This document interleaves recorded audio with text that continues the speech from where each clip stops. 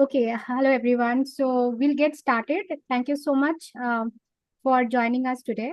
And we will be talking about today the very important topic given the overall situation we have. It's a recession strategies and how product leaders can excel during this time.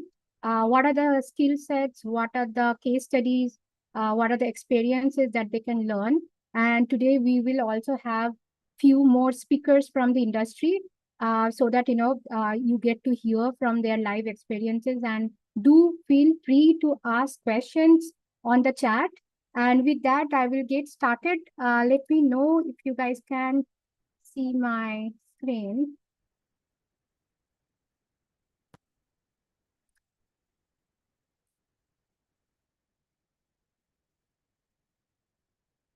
Okay, I hope that you guys can see my screen. So, yes, this is the round table, and here are few things before we get started with the topic. Just to look into the agenda, you can see that we will start with the opening note and then introduction from my side. I'm the Chief Marketing Officer and the Chief Growth Officer at Shorter Loop. And we will also have during this time some of the questions that you would be asking. Plus, there are questions that you can also send me directly on the chat. And we will then have the round table by the industry speakers. Today, we will have two industry speakers. One from the Razor Pay, Akhil Sharma, and from Tukitaki, Deepak Gupta. So we will hear them out, and there will be around 30 minutes. And we'll also have few more questions based on this roundtable, and finally wrapping it up. Please note, Shorter Loop is committed to complying with all the data privacy and the security policies. So we are fully GDPR compliant and also compliant with other countries' data privacy and the security norms. Moving to the next one, a little bit introduction about my overall experience. So I have overall more than 2 decades of experience in product marketing, brand marketing, digital marketing, advertising, overall on the event marketing side of it. And I have worked with various companies, right from the Fortune 500 companies from Oracle, HP, EMC, and also Intuit, Ericsson, plus a few more companies, Tally Solutions, that's an Indian MNC, and OpenLM, that's a global solution. And currently, I am at Shorter Loop. Have been conferred with various awards. Top 20 250 global marketeers of 2023, and also women executive of 2021 by ET Now. And also, the last year we had been also received another award, being the 10 marketing leaders of 2022. On the educational side, I am an IIM Calcutta alumnus, and also did my BE in computer science. From IIM, I did my MBA and also my executive course for women senior executives. And I love speaking in various forums. I believe that is the way to giving back to the society. So had been speakers in various global forums like North America Customer Centricity Awards, NMIMS University, Economic Times, Times of India, CRM Academy of Asia, GLG, Third Bridge, and then a few more. Other than my work, I love traveling. I am a certified career mentor, and I believe that diversity, inclusion, and the equity is the most important at this time, and I really advocate for this strongly. And I am also a blogger, a content writer, and a consultant. And yeah, that's about me. Moving on to a little bit about Shorter Loop. So Shorter Loop is, as you know, that it is a US-based company. We are fully into product management, end-to-end product management solution, being customer-centric. And we are powered by a few of the newest technologies like design thinking, agile methodology, continuous product discovery, and generative AI and SaaS. The main USP of Shorter Loop is it is empowering all the product leaders and the product management teams across the globe of different sizes to make them do all the product work in one platform from ideation to the value realization, bringing this to market and continuously measure and learn and correct. So that way it gives you ample opportunity to do each and every product development life cycle activities right in this product. Just to understand this better, let me go to the slide. Just give me a minute. Just move. Yeah, so you can see this wheel. This is the key problem Shorter Loop is solving. So right from listening to the customers to help them ideate, discover their market, discover their customer, discover what would be the value proposition of those customer segments, and finally bringing the GTM strategies and definitely, the overall value propositions. And finally helps the team to collaborate with the broader teams, even within internally and also the externally, through the digital whiteboards, wiki, and the document management, help the team to define. Laundering case. Yes, it goes into multiples of thousand cases. I would request all of you to please mute your lines. Thank you so much. Yeah. So we also help product leaders and the product teams across the globe to define their overall solutions and the deliverables for product managers to communicate easily with the designers, developers, sales, marketing, strategy, and the support teams. Finally, doing the roadmap, different types of roadmaps, and definitely building those product backlog, having the product backlog dashboard where you can see the overall project management activities and also get to know whether we are on track, what are the prioritization scores, and overall the status of various product lines if you have various product lines to manage, and then continuously measure and learn once the product has launched, managing all your metrics in the dashboard, and so on and so forth. During this stage of discovery, we also do a lot of experimentation, the A/B testing or the user research and the interviews. And listen is the part of the idea manager or feedback manager, where you can share all your ideas, your customers, partners, your other stakeholders' ideas and the issues. Some of the recognitions that Shorter Loop has achieved consistently from the last 2 years, we have been mentioned by Crosstesk, which is a software suggest platform, in their category being a product leader. Meaning we are being very innovative the way they define product leaders, and also at the same time coming up with different features that really help the customer segments to see the value. And on the left hand side, you see the G2 grid, where being very new player, but at the same time we have been consistently achieving the end-to-end product management solution. No one has similar solutions like us. We have been the high performer in the last 2 years. And if I move on to the next slide, these are some of the other recognitions that we have received, all the way from global research house like CV Insights, Sourceforce, another review marketplace, and we have been consistent for their fall, winter, and also the spring. And of course, you see some of the other awards from Crosstesk, Product Hunt, and the SaaS App. Moving to the other award that we received during March, that's by entrepreneur.com, being the best AI-powered product management software. And here, if I go to these, the next one, talking a little bit more about who are our customers and how we really help our customers. So you can see here, we have different sizes of customers, both from Fortune 500 companies, T-Mobile, IKEA, we have eBay. We also have medium-sized scale-up companies like Cool Props, True Tickets, Lulu Tech, Recital Software University, Game Glass, which is a gaming solutions, anything SaaS and tech from any industries, and of course, small and medium sized companies like EasyPay.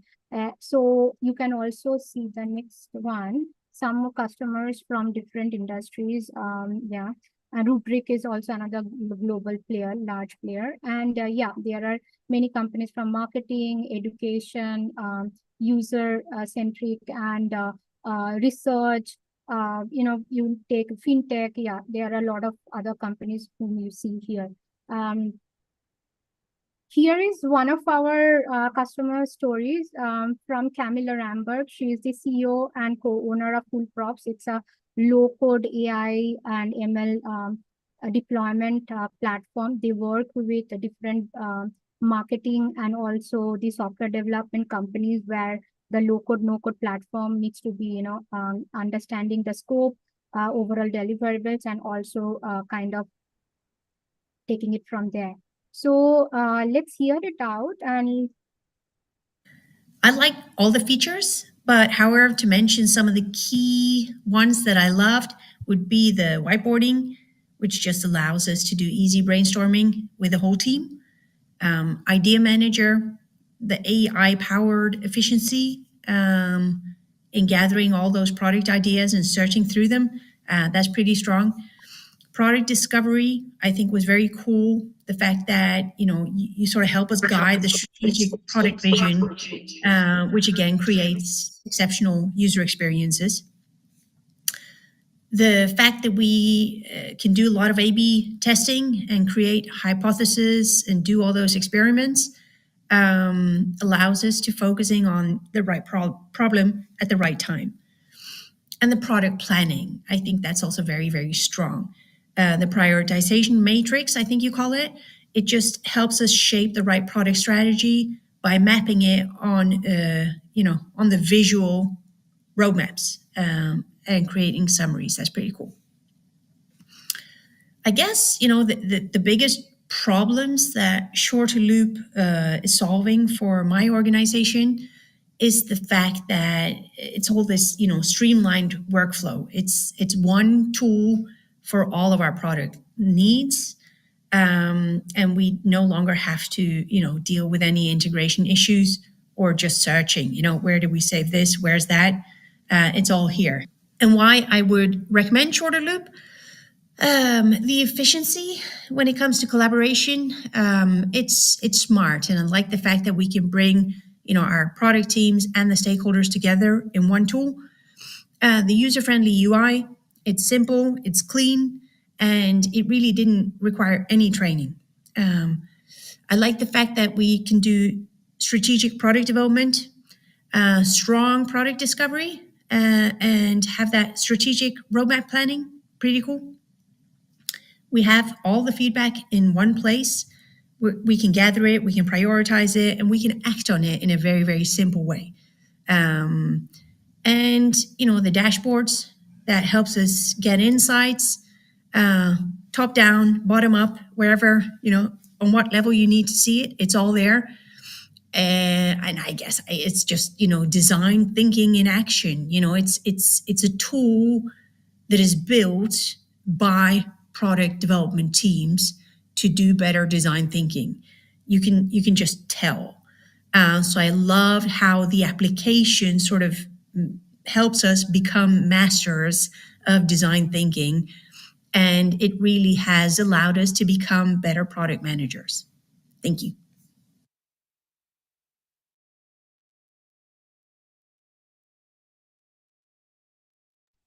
Great. Let me move on to the next one.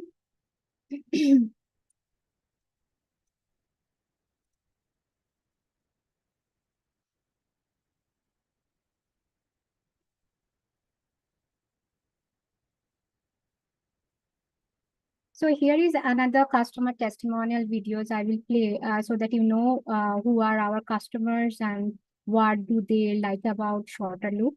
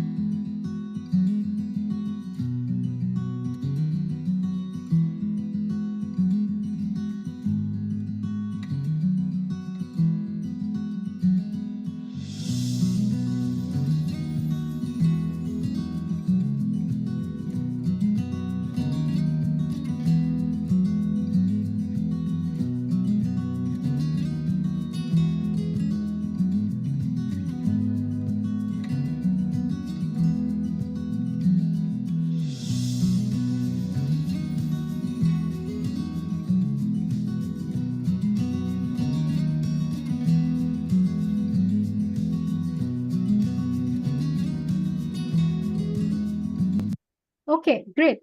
So let's start with the quick thing. So if that makes you interested about shorter loop, do feel free asking for a demo or an exploratory call. And this is the link that you see app.shorterloop.com/register, where you can actually go and check the tool for your evaluation. So now we are getting into our main topic for today. Before I hand it over to the roundtable session with two speakers that we have extremely valuable, and we are really looking forward to all the insights they are going to give it to us. Here are some of the things that you might be knowing, that what are the effects of a recession on businesses. Definitely, during this time, we see a lot of changes in the industry market and also in the consumer behavior. We see a reduced profits because the customer spend becomes lesser, and we also see a lot of control on the overall the budget of a company. So how much they will really buy a software or buy any other product, that becomes lesser. The second thing is the banks becomes very cautious, they become very conservative, actually investing in some businesses, or even the VCs, the virtual the venture capitalist, and also the other investors, institutions, incubators, and the other universities who has their startup or incubation center. They become very lean about their giving that credit to the businesses. So there is a credit crunch. Cash flow problems, it's difficult when the customers spend low, and your as an organization, you have your financial obligations. It's really very difficult. How do you really maintain the company's cash flow? Because the revenue becomes very lesser. It also happens many publicly traded companies where they are short because of this current situation. The stock markets, their shares prices fall. So therefore, there are the stock markets uncertainties. If you know the VUCA world, and there is cutting corners everywhere. Cuts are all around. The employee hiring. There are layoffs, which is the many of the companies take being the most easy cost cutting measures. And also there is a traveling freeze, budget cut on the marketing side, product side, overall technology investment side. So it's a very difficult situations to be in. Now what can be done? Being a product manager, what are the things that you really need to look into the while focusing on this during the recession period? One very important part is the customer value. You should never keep your customers alone, even though how difficult is the situation. Understanding the affordability and the practicality of the product that customers can afford during that time, and also having that consistent value that we can actually show and the customers can realize, because it is not just solving their problems, they're making their business lives easier. So that's very important for our product leaders to focus on. Retention over growth. We all know that customer acquisition costs are very high compared to retaining an existing customer. And that's why we should really looking into the customer lifetime value of these existing customers and helping them with more value layered propositions, looking into their feedback, what can be done more so that they stay with us during this time. Third point is the prioritization and the efficiency, being extremely laser focused about what you really need to build next. What are the features that are extremely important, and also it is a ROI, return on investments, and also value for our customers, different segments across the globe. Data-driven decisions, doing your user interviews, your A/B testing, continuously gathering customer feedback before, during, and after the launch. That gives you the first-hand data, and that also guides you during this time that what you really need to build based on this bigger voices that you hear, and those are the consistent themes that you hear all across the globe of your customers. The next one is value propositions.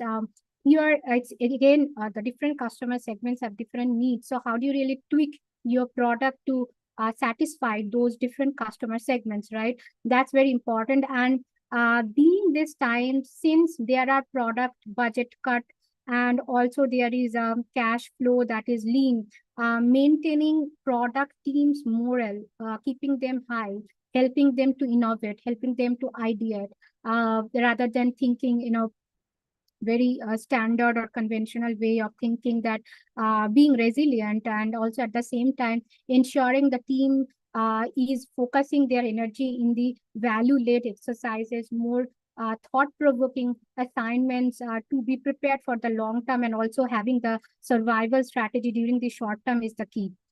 Moving on to some of the key skills that the product leaders would require during the recession, I would definitely say the adaptability is the first, because when you are adaptable to a situation, you are actually working as a change catalyst for the entire organization, which also means being resilient and having a strong financial knowledge, because there are product budget cuts, and there are also overall the company may not be doing that well during the recession, because there are also resource cut, technology, tools, and other things that is being cut overall, that we learned in few of the slides previously.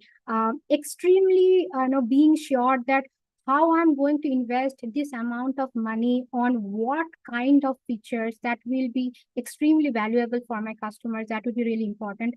It doesn't mean that recession stops the innovation, but recession actually flourishes the innovation within your limits. How do you really think innovatively and out of the box? And communication is the very important part, because this is the time when there are slack period, people's mood, their overall perception towards work. There is a frustration, because of so many things going on. How do you really keep the team energized, motivated, and extremely customer focused? That's very important. At the same time, product leaders should be strategical thinker, that how do I what is that I need to do, because recession is not going to last for the lifetime, right?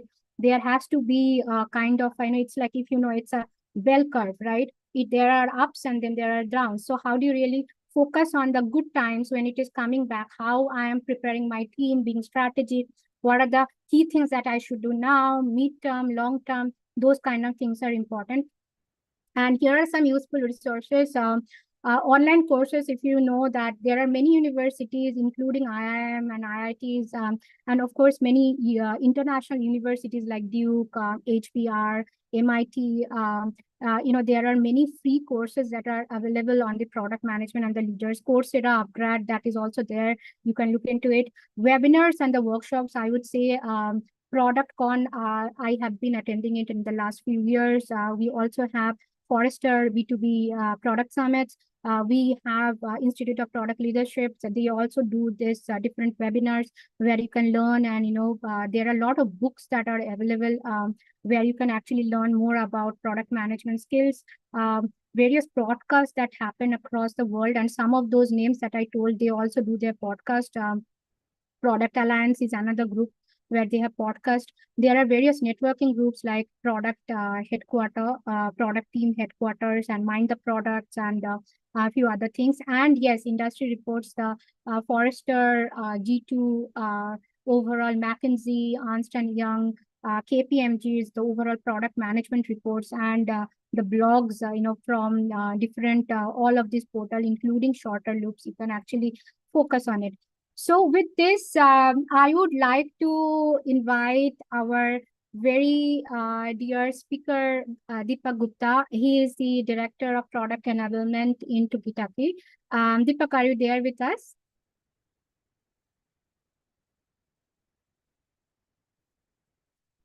Okay.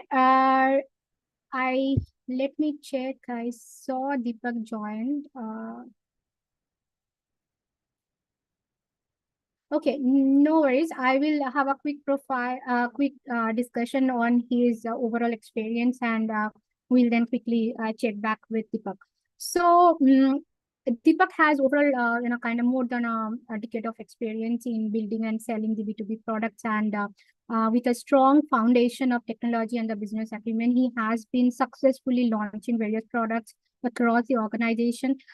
He has currently he's playing as a director of product enablement at Tukitaki. It's a Singapore-based company, and he has been with Amadeus Labs and Altisource Technology, both from product management profiles. And before that, he was a part of Hull, Hindustan Unilever Limited. And he has been, he is an engineer and also an MBA from IIM Indore. And he has a solid technology expertise in Java, J2E, web development, and JSP and SQL. So with that, I will just check. Deepak, are you with us? Yes, Sudipta, Hey, hi. hi.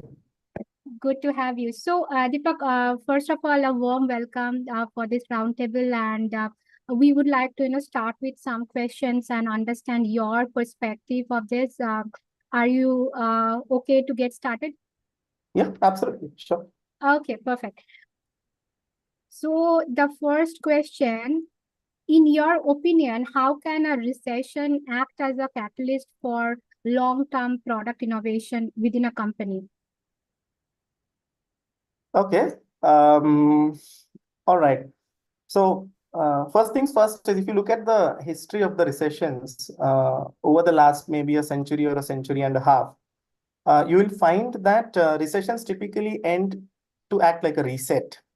So what happens is consumer preferences and trends, they kind of shift sometimes.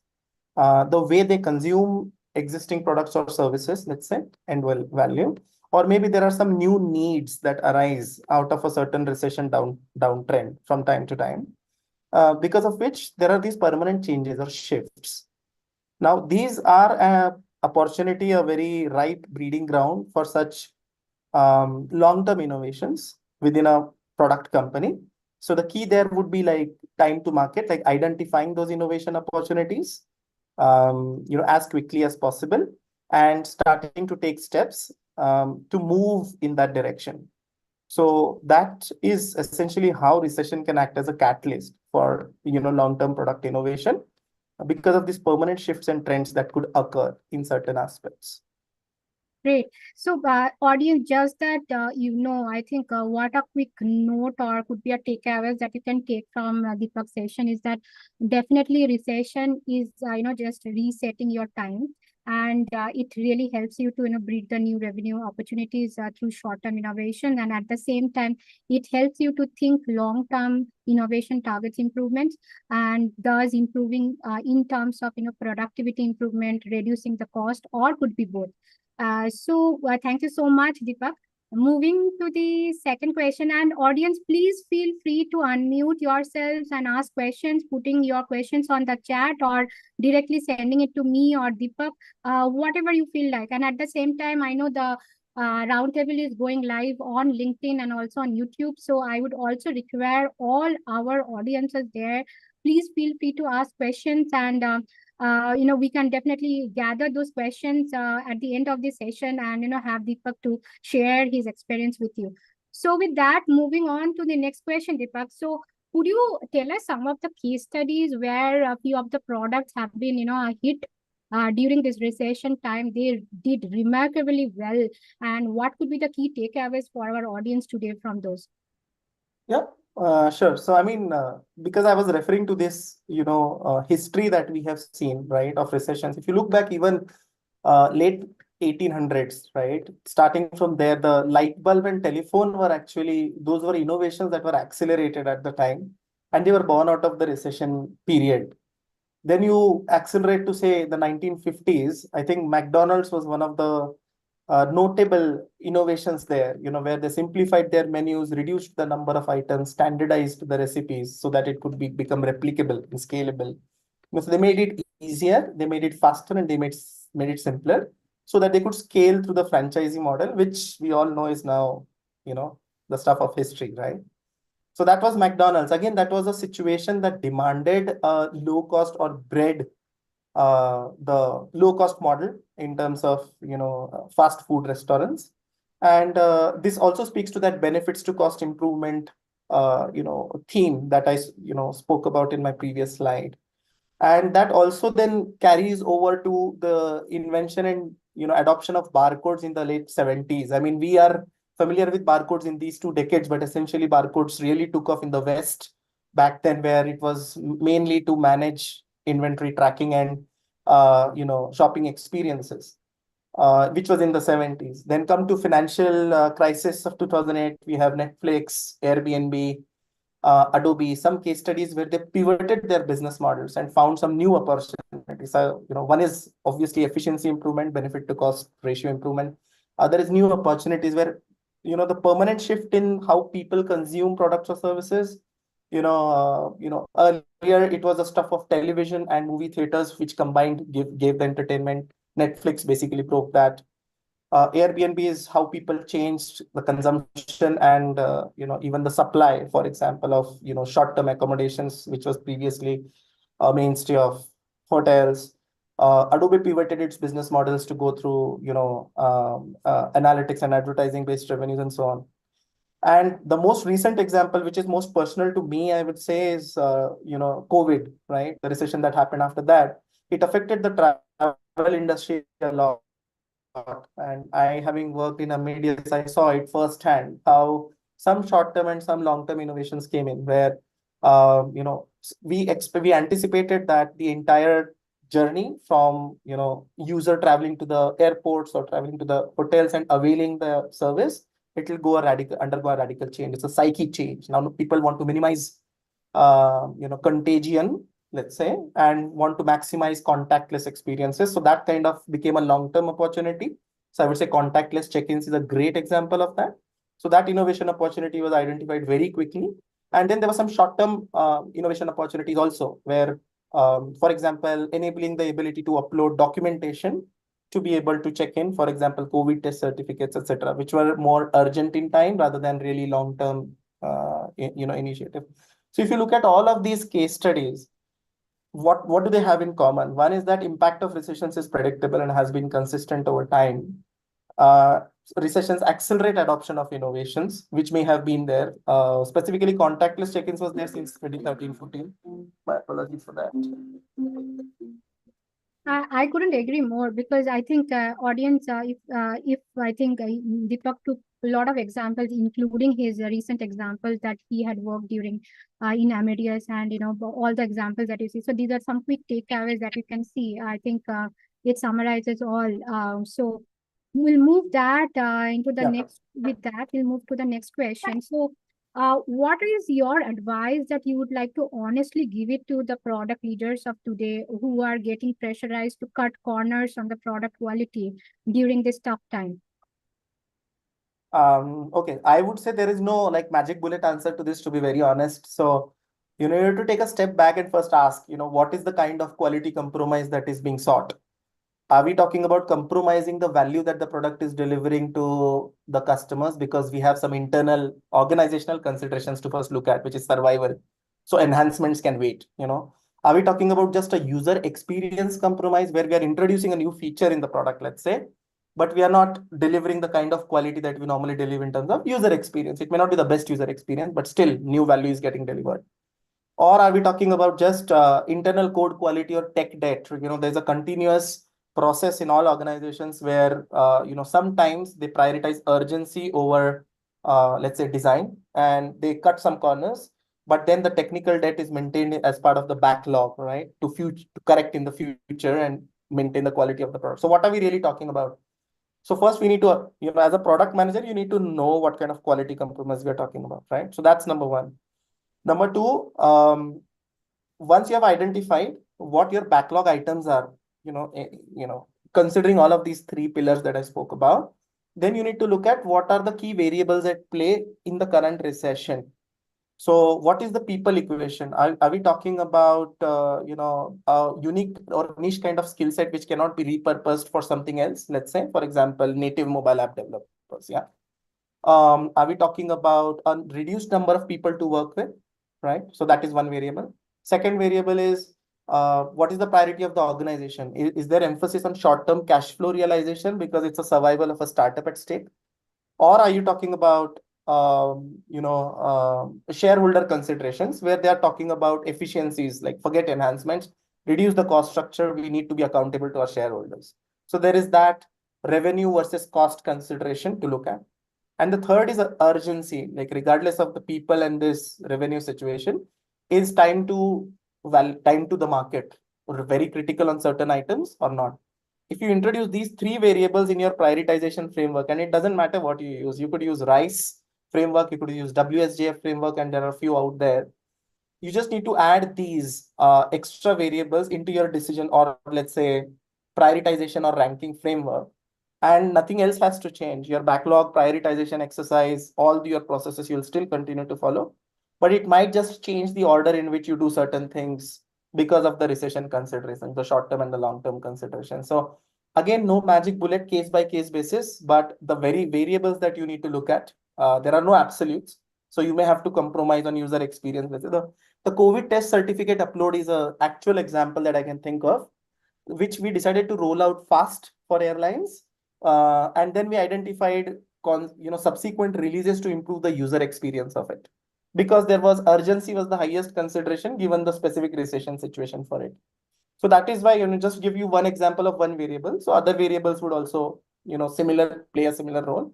And then looking at your backlog, you'll know which of those you would need to prioritize first. So yeah, know the key variables at play, and don't think of quality as an absolute. So you could compromise quality in the short term.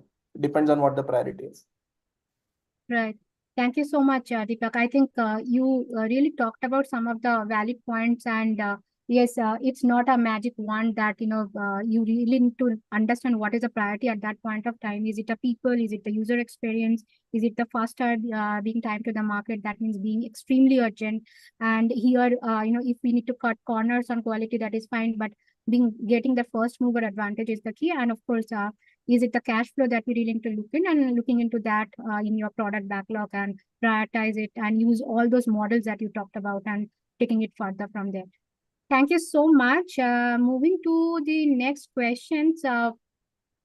I think product managers also need to be an empathetic person overall, and understanding customers, understanding their pain points. The overall customer empathy plays a real critical role during the recession, because we saw a few slides back that having an existing or retaining on a customer and increasing their customer lifetime value should be the main motto of a company, because acquisition cost of a new customer is always very, very high compared to that. So during this time, what a product manager can do to drive the innovation?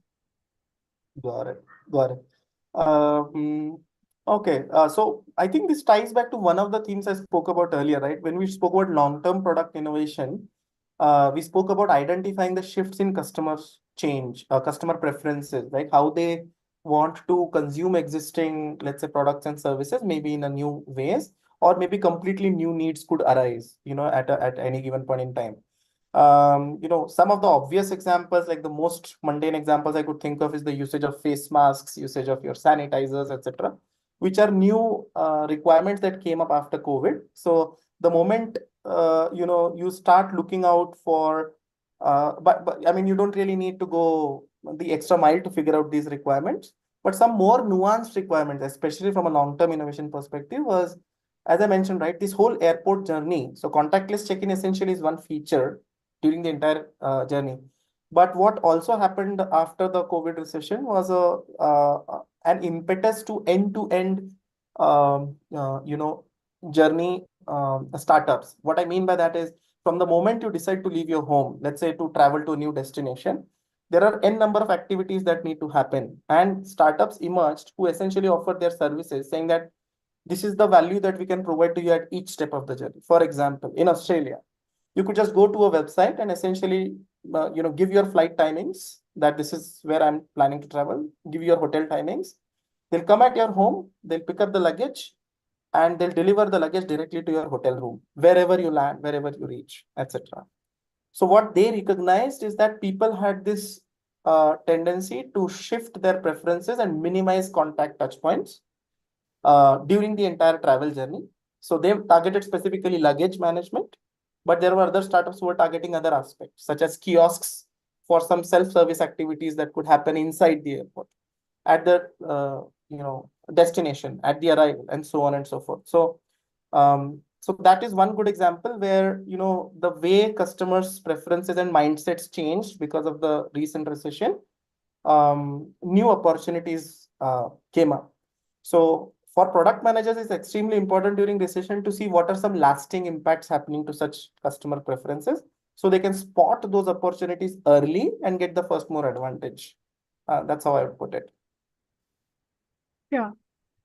So yes, I would not really say anything, but yes, I think you talked about there is a real behavior in the shifting the consumer, the trends and how we really, identify the spotting the right innovation opportunities and never ignore your user and never ignore the quality of the research that you do, because that is what exactly shaping up the right business case and giving you that direct light that what you really need to, invest in your budget. So yes, with that, thanks, Deepak. Moving to the next question, that how will product leaders will balance the short-term survival tactics with the long-term innovation goals?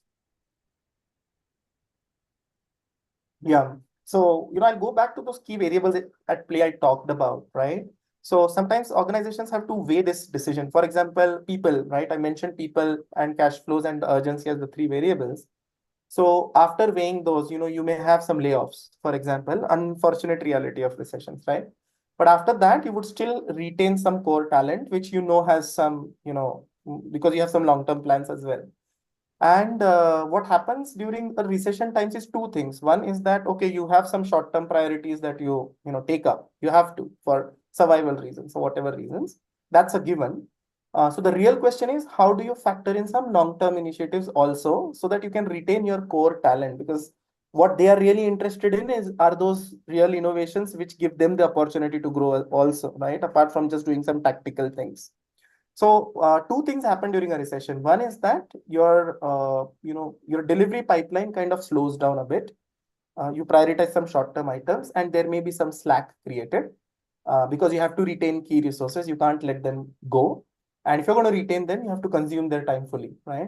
So it creates opportunities for the various product functions to like collaborate together and work and continue to divert some of their time to some long-term innovation ideas.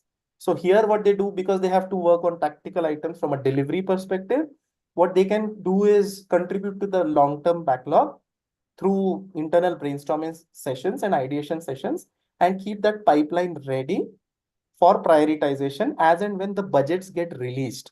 This would typically take, 6 months to 9 months to a year, depends essentially on the specific team. But even at the peak of recession, I remember in the airline industry, one of the worst hit, right? Right. We were able to do this. We were able to factor in this innovation. And the moment you build a business case that aligns with the impact of recession, so what we did was we literally changed the entire code base of the mobile applications from the native code bases of Android and iOS to a single code base that could serve both platforms, which is essentially Flutter. And this wasn't obviously a small project, it was a long project, but we still got the management buy-in because the benefit it promised aligned with the goals of coming out of recession, which is survival. So those long-term innovations, we were able to squeeze in a fraction of the effort and time for it, capacity for it, while we focused on some short-term deliverables also. Typically happens by segregation of resources actually. So you can just split people within your team or split time for specific resources and manage both together. Got it. So yeah, I think some really good insights, and keep talking about the airline industry, because during the COVID time, airlines, the pharma, the overall e-commerce, and everyone has that rapid innovation and also managing both short-term and the long-term statistics. I saw someone raised hand. You can ask questions, or there are one more question, and then we can take few questions from the audience. Yeah. So please stand by. Please stay with us. Moving on to, you guys can just read some of the key takeaways for you to, write a note and how you can, keep this in your own real-time work.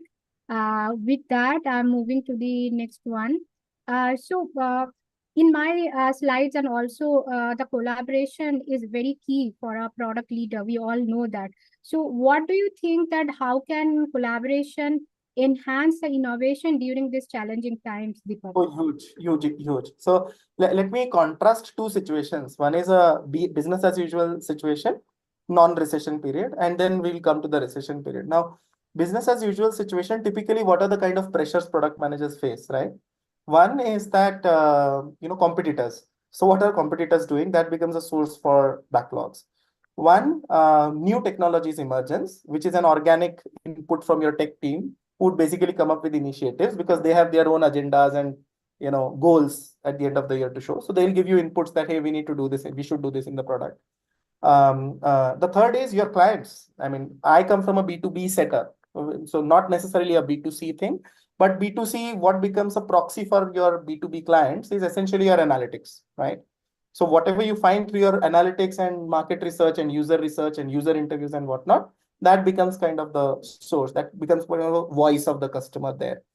But in a B2B case, I mean, there is direct requirement from clients. So what happens in BAU is these 3 or 4 streams usually consume all of your product roadmap on an ongoing basis for prioritization reasons. Now, there are other streams of input such as your bugs backlog, such as your operations experience backlog, such as your support experience backlog, etc., which take backseat typically because usually more often than not, there is a human workaround available for something that technology could make easier and nicer for the client, right?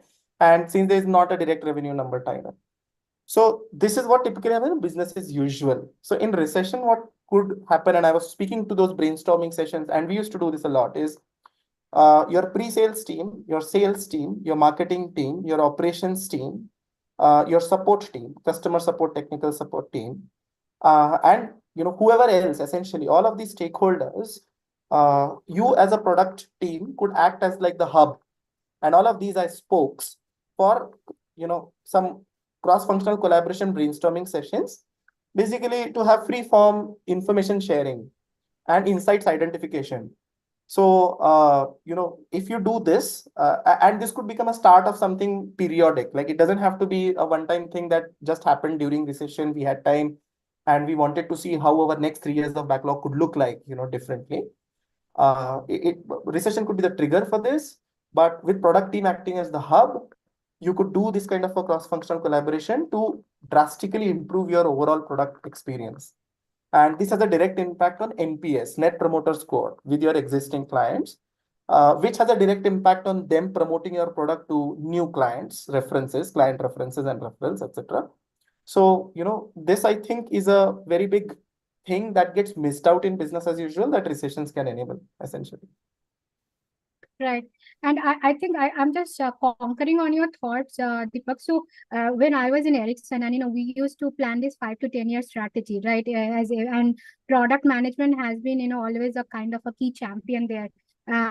Not just Ericsson, but also in Tally and Intuit. And Intuit is the founder of design thinking, and they really believe in user research, A/B testing, and things like that. So I really remember that every week we used to have this champion meeting where it used to start with the product manager setting that what we have heard from our customers, what are the different experiments that we have done, and in that experiment each and every other supporting team who are not a product management team, like sales, pre-sales, marketing, as you rightly said, support and strategy, they were part of that product team who used to go and meet the customers, gathering the notes, coming back, do the exercise, and sharing the feedback with customers that, okay, you told and we heard you, and this is what we did, and we are going to put these things in our roadmap from the short term to the long term.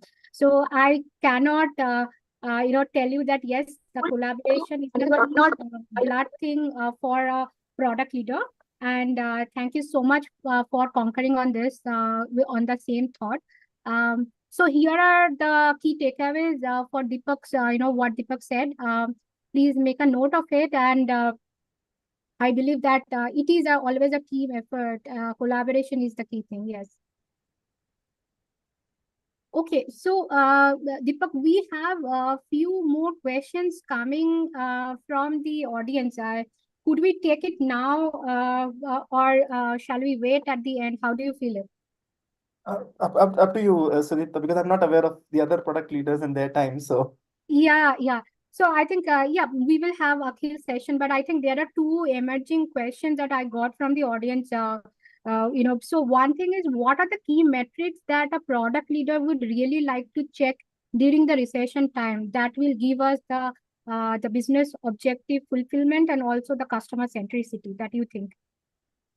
Um, Again, largely driven by, now this is actually beyond the product team, if you ask me to be very honest, because the product team operates in a broader context. So your business is going to have some goals.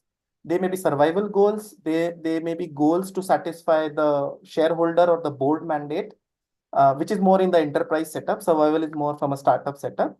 And these would be given down to the product team. These are not something that product team goes and sells to the management. It's not bottom up, it's top down. So if the objective is clear, and which typically will be in a recession context from a top-down perspective, they'll basically tell you that please prioritize X, Y, and Z metrics from an organizational perspective. These are our key metrics. And then it will come down to the product team of how you can contribute to it. So that's why I mentioned, right, that recession would typically breed innovations that either unlock revenue in the short term. I think it was covered in the key takeaways. Either you unlock new revenues, or you improve the benefit to cost ratio. You reduce cost, you maybe slow down your delivery pipeline, right? Prioritize some short-term improvements, maybe cost reductions, maybe new revenue unlocking opportunities, and that's pretty much it. It's there's no analysis paralysis there. You stick to these broad themes, and you basically demonstrate that yes, you have achieved those objectives, and that's pretty much it. Thank you so much, Deepak. Any other questions, audience, that you have? Yeah, Kingshuk, you have raised hand. Yeah, go ahead. So we've been talking about how companies can survive the recession and how the product can help in that. But I have a question from the perspective of a product manager, because during the recession you see a lot of layoffs and product managers getting laid off from small companies and big. And how can a product manager survive this sort of a downturn and land on their 2 feet? Okay, so I'll maybe talk from some few real life experiences, not personally mine. I've not been in that situation, but some of my colleagues or friends that I'm aware of. So some of them, what they did was they changed the way they went about, looking for opportunities. One of them, a very interesting experience, was that he essentially applied product management to his, activity of finding a product management opportunity. So, he identified the problem statement that, these are the variables at play, which are essentially blocking companies from hiring. Then he created a short list of companies where he would like to work in based on the emerging sectors for the next 5 years, and which are the top companies that are currently, top in those respective domains. Then he specifically looked at the products that these companies had to offer, did some research, and basically wrote out cold emails saying that, this is my understanding of how you have been working so far. But with recession, this is how things are going to change for you. And he literally wrote down a few ideas in that cold emails. Okay. And he used some online tools to compose those emails. I remember he sent out about 1,800 emails, actually. Wow. Yes. So, it was a crazy effort, and he found a job in quick time, by the way, because founders of a startup actually reached out to him directly. That unfortunately, that startup doesn't operate around anymore because it was in the crypto space. So I'll skip some of the names, but it was a leading startup at that time. So, he got a direct call, and basically they liked his approach a lot. And he didn't get a product manager role per se because they, weren't really investing in building new products at the time. But they made him the chief of staff for the founders so that he had a much broader mandate. And he was like, okay, what I learned there in, the 3-4 months of joining, I wouldn't have learned in a product management role for another year or 2 years or something. So yeah, I mean, not an expert on this particular question, but you could try to be a bit different in how you approach it, because everyone is trying to solve a problem. If you go and offer value to someone who has a problem, they may offer value back to you for your problem, which is to get an opportunity. So it's more about people rather than a role or a designation or I would put it that way. Yeah, and of course, leverage your networks. That works. That's the gold standard, essentially. people Right. network. That's a very interesting answer. Thank you. That's a very novel approach to treat this job hunt itself as a problem statement. That's very cool. Thank I you. mean, yeah, because when you don't have a networking link, what else do you do, right? So to be creative. So yeah. Right. Great. Thank you so much, Deepak. Stay with us. I will move to the other speaker here. So Akhil told that he will be here with us, but then he has sent his recording.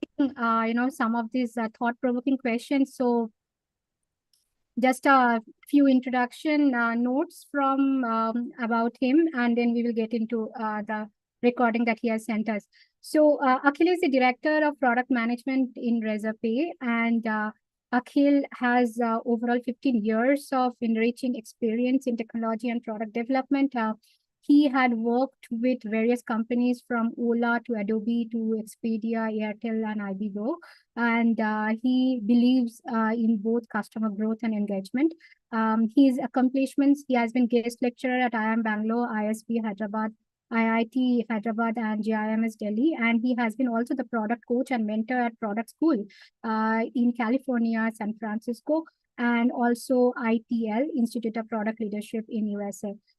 He holds MBA from IIM Calcutta, the same university I passed out, and from BE from Netaji Subhas Institute of Technology, Delhi University. Overall skill sets of his is product management, growth, product marketing, consulting, business planning, and team management. What a blockbuster career, Akhil, you have. And moving with this, I think he just had a very quick interview that I did with him. He said, "Hey, Akhil, so it's so nice to very really looking forward from this session. How do they can be better version of themselves?"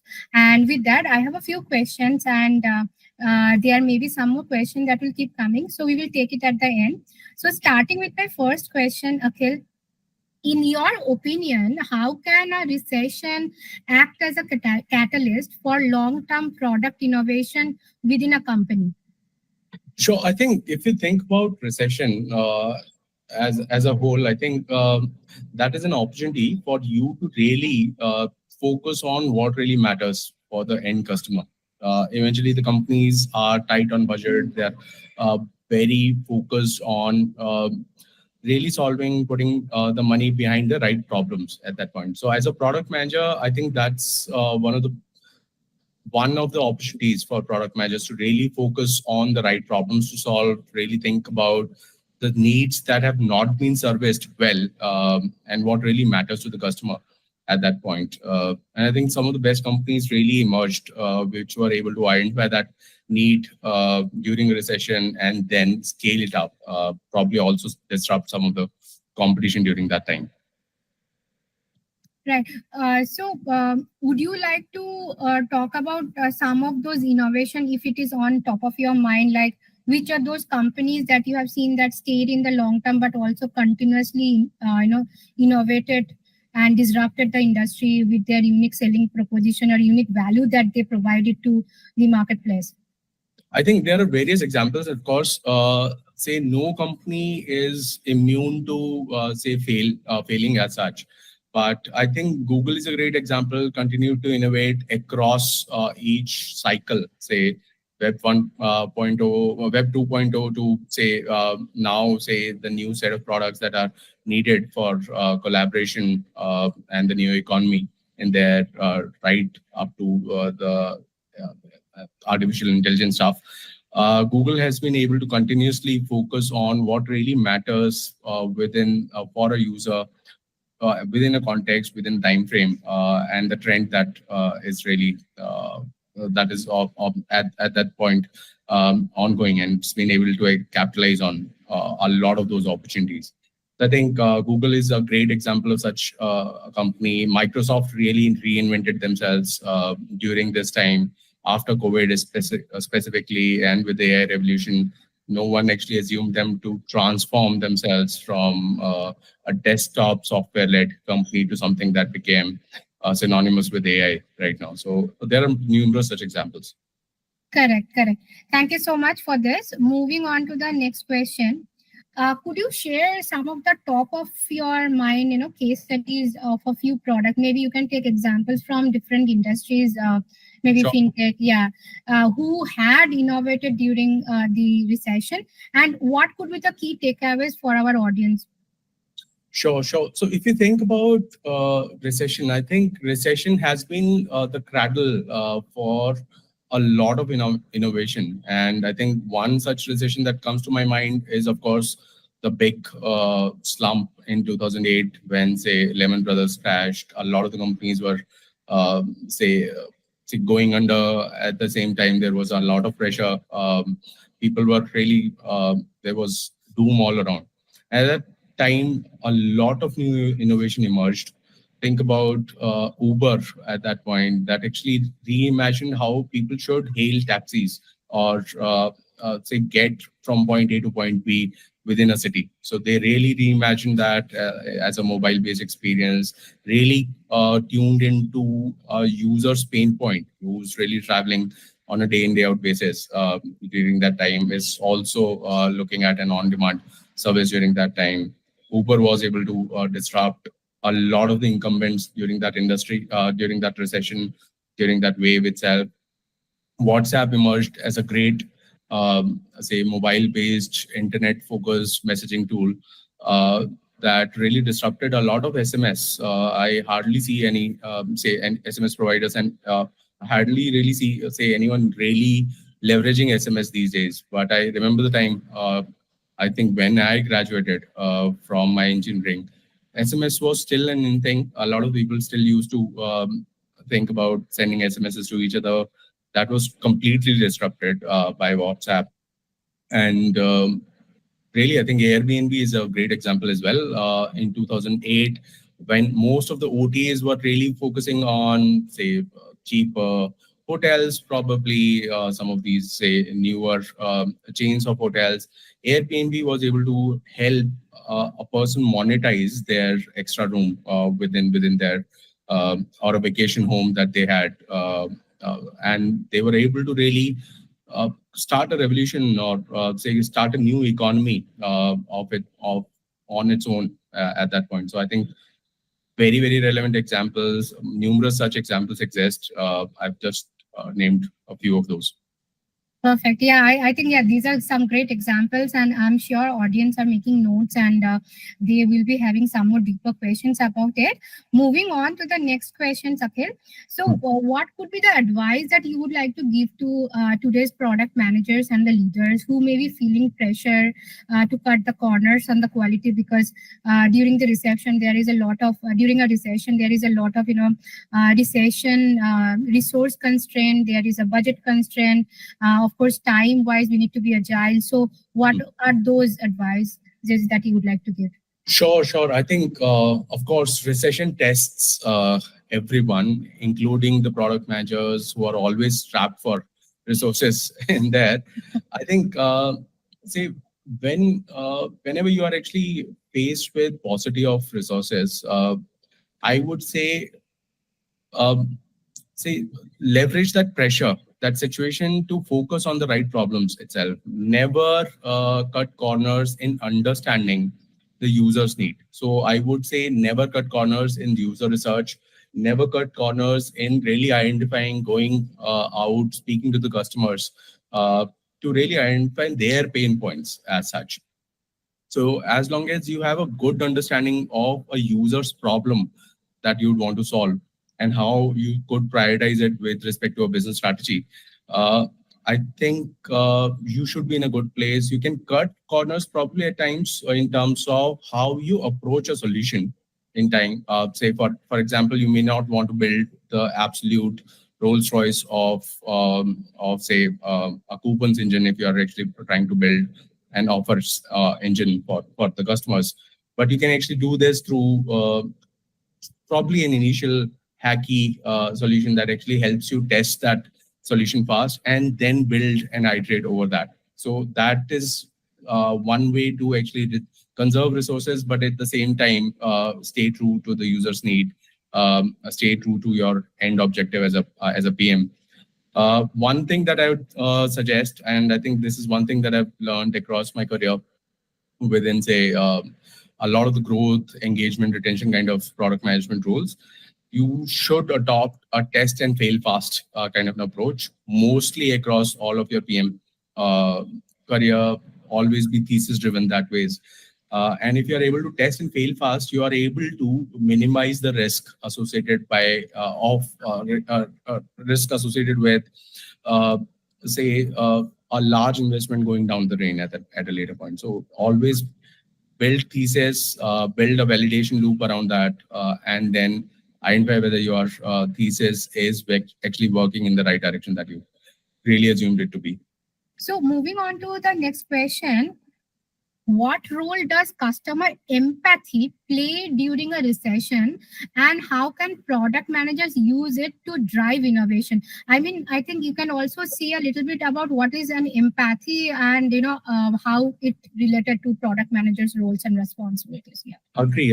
Of course, Sudipta. I think empathy is one of the core foundational skills for being a PM, and I think that builds upon some of the things that I talked about in as an answer to the last question itself.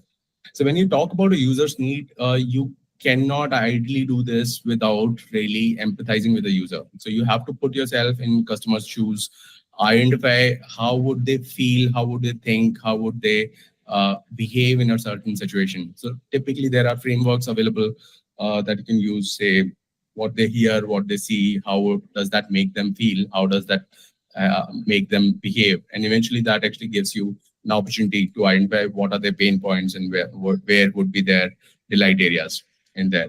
So irrespective of the framework that you use, the ideal thing, let's say thinking that a product manager should bring with themselves is to be able to really consider themselves as the user of that product itself.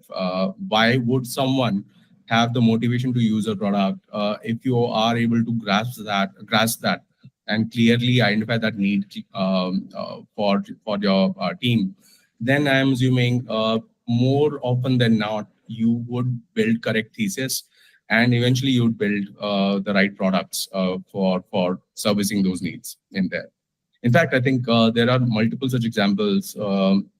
Say companies such as Nokia, Kodak, Blockbusters of the world. These were the companies that were, say, blue-eyed boys, say within their industry for a significant period of time. But then over a period of time, they actually lost touch with their customer. They lacked the empathy that they needed to develop for their customers. And as a result, I think each of these companies were disrupted by a new player that really looked at that need much more closely, looked at it at a much more from a much more empathetic and a compassionate lens, almost as a user of that product. And only then they were able to really disrupt someone like a Nokia or someone like a Kodak, who were really the behemoths of their times within their industry itself. Right. I think I can't agree more on this fact, because see, it's not just a product manager's job to be the first user of the product, but ultimately each and every employee who are working in that company, irrespective of whatever the division or the role that he or she is playing, everybody should be the first consumer of their own product. Okay, moving on to the next question. So I think this is a very real challenge or in recent times, that how do you really balance the short-term survival tactics with the long-term innovation, keeping the customer centricity, and especially during this tough economic times? How do you really, balance it out? Agree. I think it's a very tough question, and I think a lot of the startups, a lot of the founders, at times product managers also grapple with this question during tough times of recession. You see pivots happening all the time.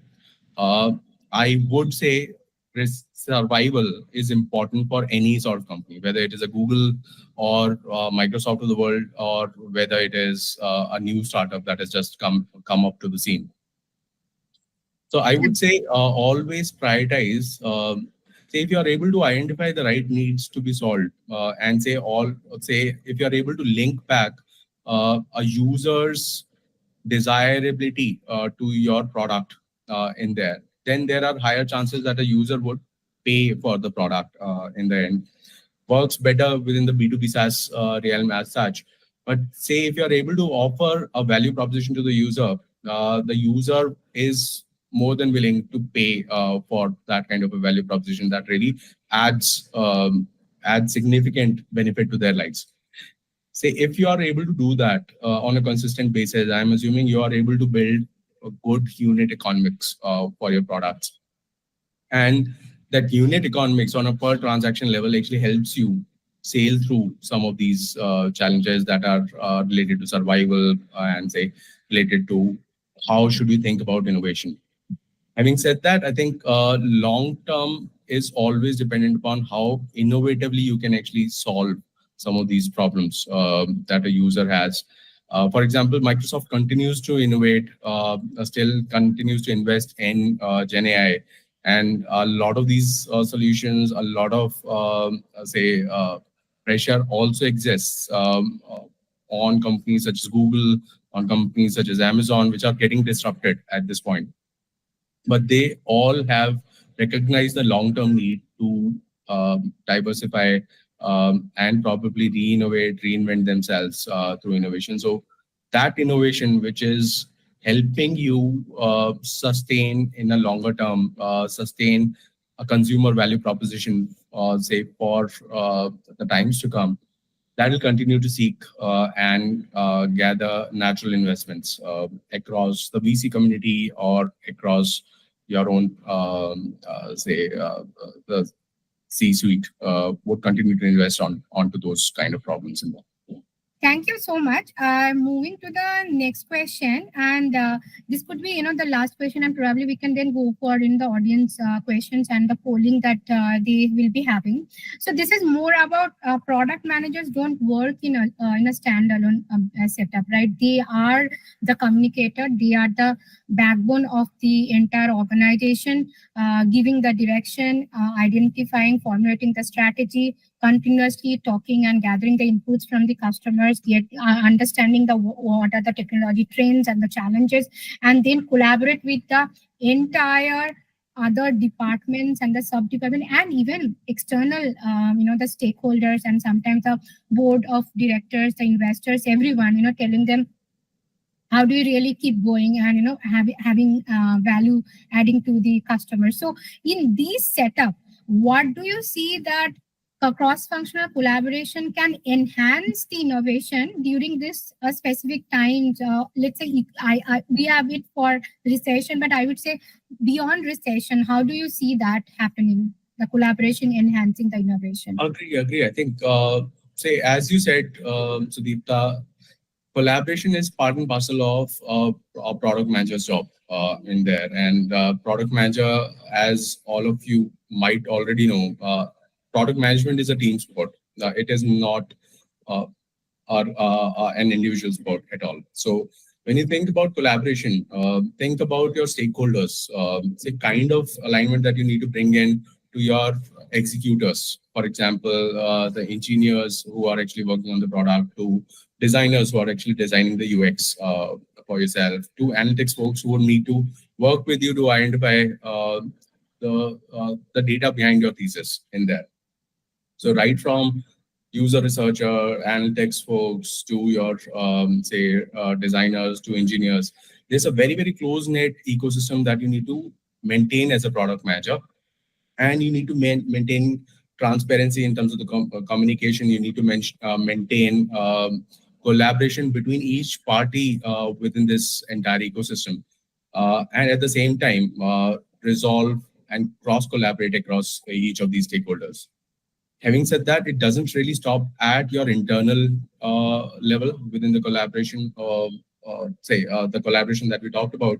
Collaboration is also with your business stakeholders, with marketing teams, with your legal teams, with your ops teams.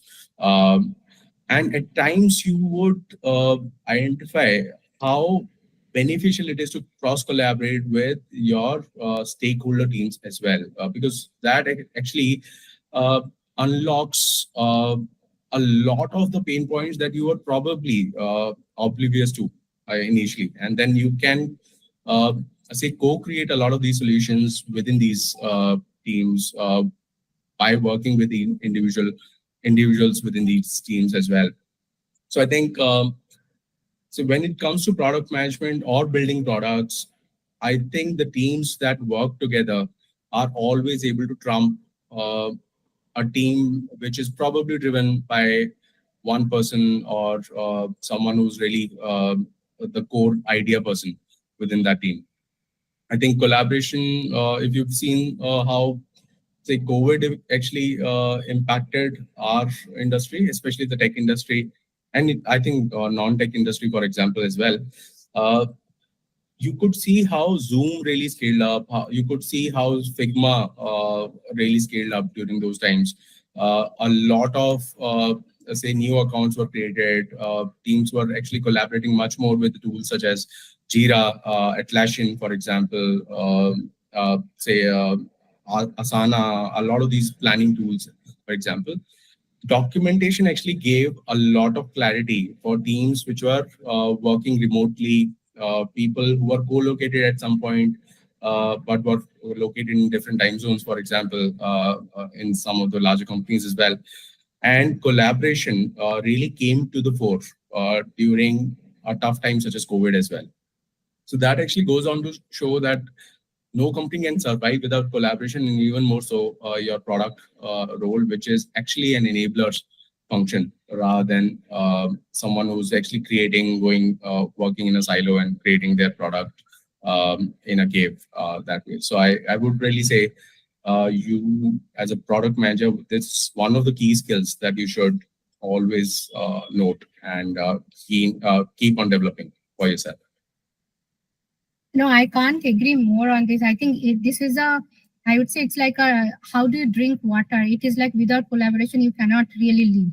Yes. So it is that kind of platform. And I definitely agree that Zoom and, because of COVID on the digital transformation side, we rapidly transformed. And if you really look into the top 3 industries, I would say the e-commerce, the consumer, the CPG, the consumer goods section, and of course the healthcare and the overall pharma, that rapidly transformed, because that is where people cannot really think that these things can be transformed digitally, and which actually really happened during the time. And I also believe that the experience that we provided through digital, that was really a unique one, and at the same time people didn't have any difficulty to embrace that very seamlessly, because it was within the very cohesively integrated with the entire ecosystem.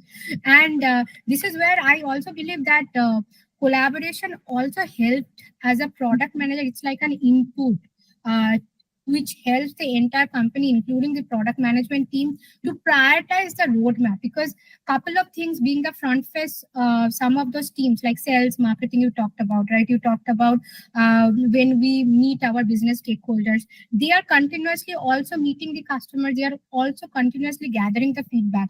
And some of this feedback are coming again and again from different channels, from different departments. So even the procurement teams can give you a lot of inputs, and that really helps as a product manager's life in easing what really needs to prioritize next.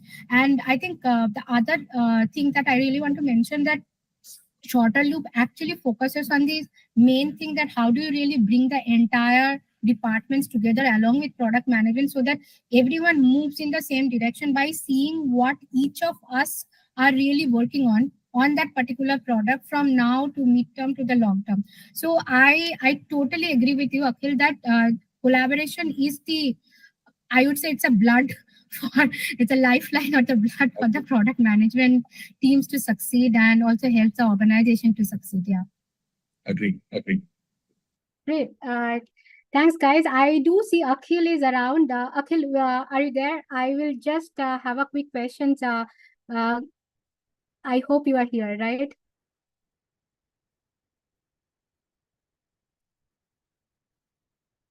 Okay, I saw you joined. Okay, no worries. So, team, do you guys have any questions for Akhil? He will be joining back, again in the evening session. But yeah, if you have any questions, we can, kind of ask him, and he can actually give us the answers after this roundtable. But if you have any other question based on that, whatever you have heard, I think both Deepak and Akhil said the same thing, and I'm just wrapping it up. Both said that COVID really accelerated the innovation. You should leverage the pressure, because even though it is a recession, you should really understand that being within your limits of cost pressure, there is what you call the resource constraint, there is a tool constraint. How you really innovate, identifying during that context what is really a priority. Is it a user experience? It is the the overall the cost ratio or the benefit ratio? Is it the digital transformation, optimizing the entire ecosystems of the way customer sees things and experiences things, what exactly it is? And I think both talked about collaboration, the most important part of product manager's job. And the other thing, there are a lot many examples, right from automobile, from pharma, from Google, Microsoft, all these big four, the technology teams that we have, even the small, medium, and even the number of startups that are really leveraging these tough times and coming up and really inventing from every front. It is possible. So I believe that this will definitely equip you. What are the skill sets that you need? The customer empathy, collaboration, doing a lot of research, A/B testing, that will really give you those insights. And with that, I would like to close this roundtable, and we may take one or two questions if you guys have. So audience, if you have any questions, please unmute yourself and turn on your camera and ask questions. Sure, Sudipta. I also happened to miss what you said earlier. So if there were specific questions for me, to let me know. Sure, sure. Yeah. I think there was one question that came during Deepak time, that you did talk about few of the planning tools during your during your session. But during the recession time, we heard a lot of strategies and the different model, like recession strategies, WSGF and Cano, and the RISE and different other models are there for prioritization. But anything that you would like to add on to that in terms of prioritization tools or other tools that you use as a product manager or as a leader? Sure. This is the question for Deepak or for me right now? No, it was asked during Deepak, but I believe that you can answer this because it is a very important one, and we were actually having you wanted to have you to discuss your reflection on this. Yes. Sure. I think, see, when it comes to prioritization, I think product manager's job is about thinking and putting the resources at the right place in there. And when you think about the things that have to be done versus the resources that we have, there's always that balancing act. So there are multiple frameworks. RISE, you've talked about. I think everyone understands that. Understand the return on investment, the complexity of the task, effort involved. But at the same time, you need to, there is a framework called Moscow, for example. I'm not sure whether a lot of you would know that, but it is, say, must-haves versus should-haves versus, say, you always have, couldn't have overall. Say, you really want to have those things in there. So, say that is one way of prioritizing it versus, say, urgency versus say, from an urgency perspective, there is an impact framework as well. Typically, what I would want to leave you with is, say, always think about three axes in there. Say, align your projects in terms of strategic alignment. Second, in terms of your impact that it creates from a customer value perspective. And then consider third axis as the effort/complexity. So always strategic alignment and impacts should be your core key criterias for prioritizing projects as a product manager. And of course, then the third axis comes in, wherein you take these trade-off calls depending upon the costs and complexities. Great. Thank you so much, Akhil, and thanks, Deepak, once again. So with that, we come to close with this roundtable, and I would really like to hear from the audience what could be the next topics that you would like to hear from our industry speakers. And yeah, if you would like to know more about Shorter Loop, you can email us. You can also do a evaluation, try it out, and yes, that summarizes the everything. So thank you so much for being a lovely audience and asking the questions that you had. And if there are more questions, you can always write to us on marketing@shorterloop.com or contact@shorterloop.com. With that, thank you so much, guys. And we will have the same session in the evening, accommodating the other time zones. So please stay tuned, and love to hear you and have some interesting questions and live discussions around that. Yeah. Thank you. Bye-bye. Take care. Thank you, everyone, for having us.